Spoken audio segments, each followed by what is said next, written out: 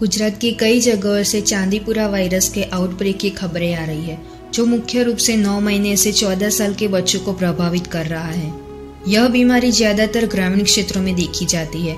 इनके लक्षणों में मुख्य रूप से बुखार, उल्टी, दस्त और सिरदर्द शामिल है, जिसमें बच्चे 24 से 48 घंटों में अपनी जान गंवा देते हैं, जो इस बीमारी के तीव्रता और जोखिम का निर्देश है। तो आइए जानते हैं क्या है चांदीपुरा वायरस। इसकी पहचान सबसे पहले 1965 में भारत के महाराष्ट्र राज्य में चांदीपुरा गांव के 2 मरीजों के ब्लड से अलग किए जाने के बाद हुई थी और इसे मध्य भारत में एन्सेफेलिटिक इलनेस यानी कि एक दुर्लभ गंभीर स्थिति जो मस्तिष्क में सूजन पैदा करती है जैसे अस्पष्ट आउटब्रेक से जोड़ा गया और इस वायरस को चांदीपुरा वायरस नाम दिया गया।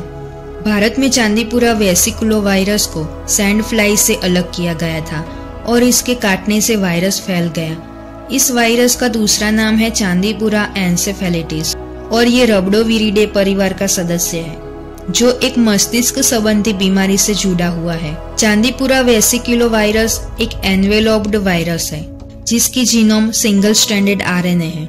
इसके साइंस और सिम्टम्स क्या है? चांदीपुरा वायरस संक्रमण के लक्षणों में आमतौर पर बुखार, सिरदर्द और बेहोशी शामिल है, जो गंभीर मामलों में तेजी से कोमा और मृत्यु तक बढ़ जाती है। इसका इन्फेक्शन कैसे लगता है? चांदीपुरा वायरस का वेक्टर है सैंड फ्लाइज, जो ज्यादातर चमगादड़ और अन्य छोटे स्तनधारी प्राणियों के आसपास देखी जाती है। ये आमतौर पर एक दूसरे को छूने से फैलती तो नहीं है, लेकिन संक्रमित शारीरिक तरल पदार्थ के संपर्क से फैल सकती है। इसका निदान पीसीआर, एलाइजा और वायरस को अलग करके इसकी पहचान की जा सकती है।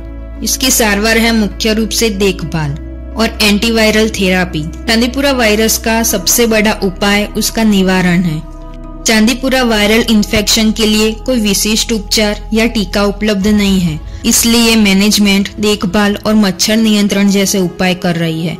जंतुनाशक और मच्छरदानी का उपयोग करना और व्यक्तिगत सावधानी रखना ही इसका निवारण है।